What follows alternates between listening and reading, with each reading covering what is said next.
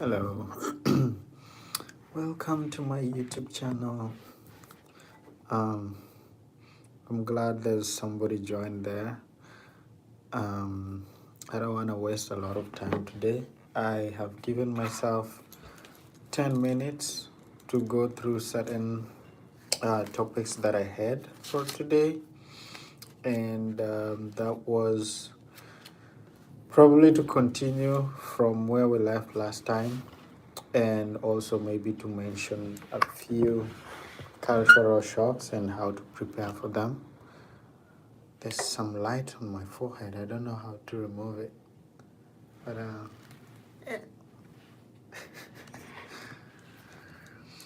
yeah. So some of the cultural shocks. Um so when I came to the United States, number one, I thought that the people will still behave the same. So that's always the biggest shock. Then you realize that, wait, people are different. So you live in Africa, like in Kenya, and it's a very social, community driven kind of place. And then you move over to the United States and you realize it's the opposite of that. So if you're a social being, an extrovert, it's hard for you to get by because many people like to protect their space.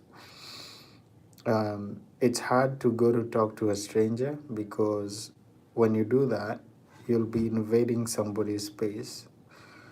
So I think that has always been my biggest cultural shock. Other than the food and the eating behavior, um, in Kenya, it's like a lot of carbohydrates. Actually, my whole master's thesis revolves around diet. So it's like um, a lot of ugali or rice or carbohydrates, very tiny portion of proteins, and then some vitamins. So one of my immediate shocks of food was my sister picked me at the airport, and then we were heading to her place.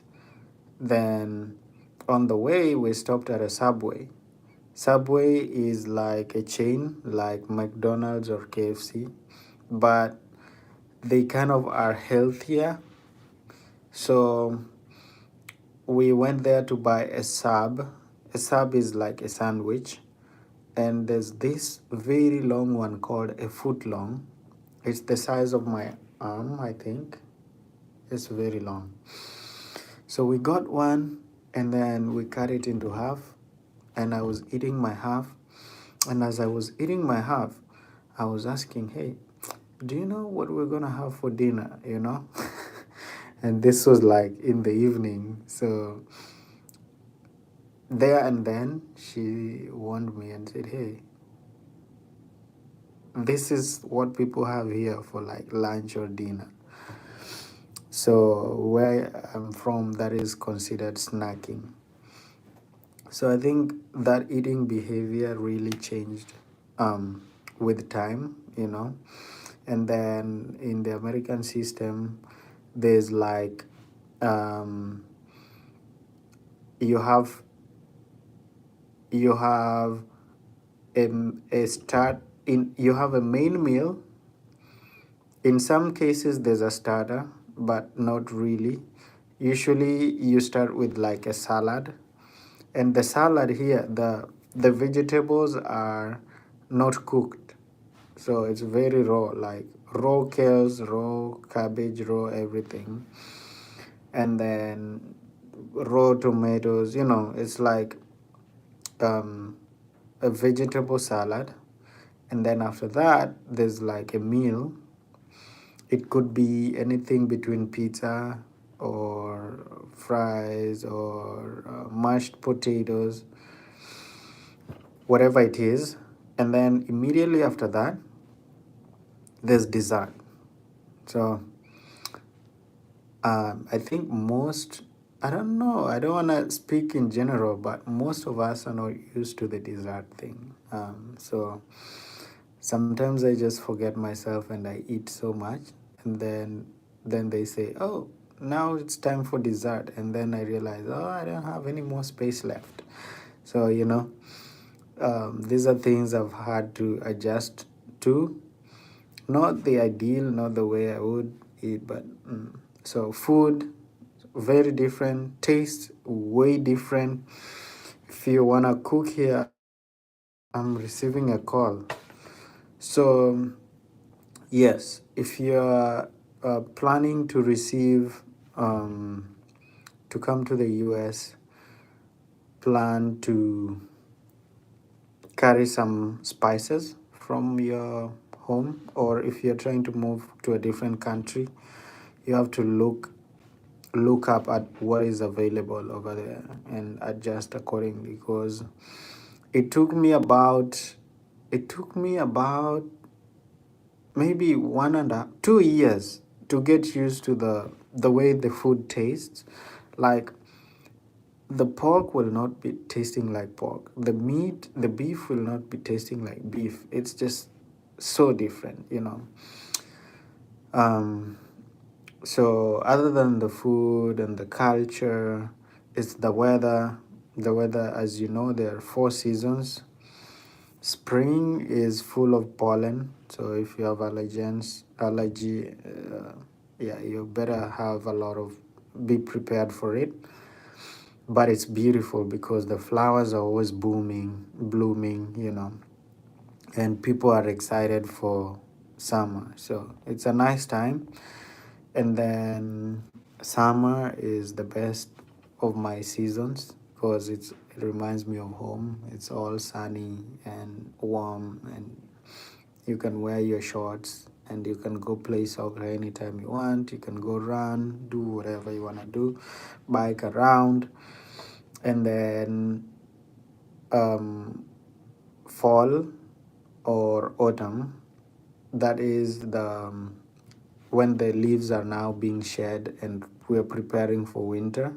For me, that's always like, it's a mixed feeling month because I'm not ready to get over summer and I'm not ready for winter. So it's usually kind of mixed feeling for me, but it's the most beautiful because you get to see the various plants leaves turn colors, like pink, purple, and it's a beautiful time. The weather is pretty nice. And then my worst nightmare, winter. It's extremely cold. Like right now, it's negative between -15 to -9 degrees Celsius. So that's like, it's even, yeah. uh, Fall is my favorite season. Alessandra says fall is her favorite season. Yeah, it's usually beautiful, but for me it's not my favorite. My favorite is the summer because I just can jump around here and there. And then, yeah, winter is my worst nightmare. It feels like being in almost a refrigerator, -20. It's like you're freezing, and the wind makes it worse. And yeah, other cultural shocks would be like there are no borders over here. So the public transport, if you do not drive your own car, it's hard to rely on public transport. Though in the bigger cities like Boston, mm, New York, it's pretty reliable. But in if you're going to tinier cities, then public transportation is not something you could rely on. Like back at home, you just jump, you get out of your door, and there's somebody ready to pick you over there and take you to wherever you want to go, and it's pretty affordable. So that convenience is not not there. Um, so make sure you account for transportation, look at where you're going to go and research and plan accordingly. And then housing is different. Man, housing is expensive over here. Like, if you're living in another country, just enjoy, because rent is crazy. Even like, I think also it's because I'm trying to always convert it into my, my Kenyan currency. But even with that, like in Boston, one bedroom apartment is between at least $1,800. That is insane. Like, yeah. So housing, if you're a single person, finding roommates is advisable. If you are, yeah, I don't know, find roommates. Or if you are trying to move into college or into job, you need to find a roommate before. That makes it easier. So housing is not as affordable as we're used to back in Africa. Yeah, so I think that was my top list of my cultural shocks, and the best way to prepare for it is to find somebody in that country who can walk you through how they settled, or in that region, or in that college. Talk before you go somewhere. Talk to the internet. Ask to be linked to the international community in the region where you're moving to, and then ask them questions of their experience, how they got to settle, how they can help you settle in. It's usually the best way. There's no any other better way, because those are the people who have come there, adjusted, experienced the things, and can give the best advice. So try reaching out, and then when you're using social media, be careful. Again, there's nowadays so many scams and all that. This is just in my own experience, my own advice. Don't You can always feel free to do what works best for you. But yes, so in summary, it was food, weather, culture, transportation.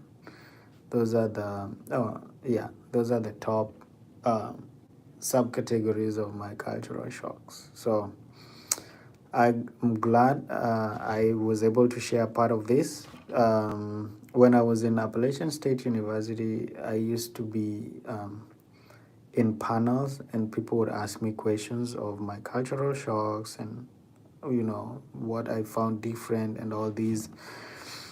And I enjoyed talking about it, and I felt like maybe if that was just a small population of people who wants to hear this, let me create a channel for when I'm not accessible, for people to just come here and find these resources and learn from it.